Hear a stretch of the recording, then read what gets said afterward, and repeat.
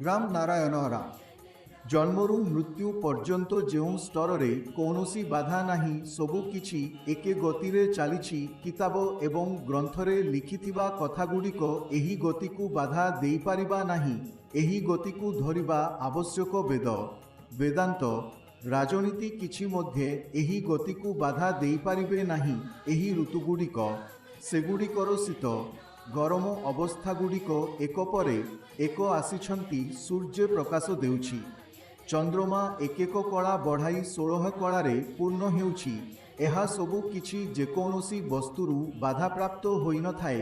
ଏହି ପ୍ରକାର ଆମର ସର୍ବାଧିକ ବଡ଼ ଶାସ୍ତ୍ର ଅଟୁତ। ପ୍ରଥମେ ଏହି ଗ୍ରନ୍ଥକୁ ବୁଝିବା, ତାପରେ ଅନ୍ୟ ଗ୍ରନ୍ଥଗୁଡ଼ିକୁ ଛୁଇଁବା। ବିଜ୍ଞାନର ଖେଳ ଏହି ସମସ୍ତରେ ଛିପାଇ ଯାଇଛି।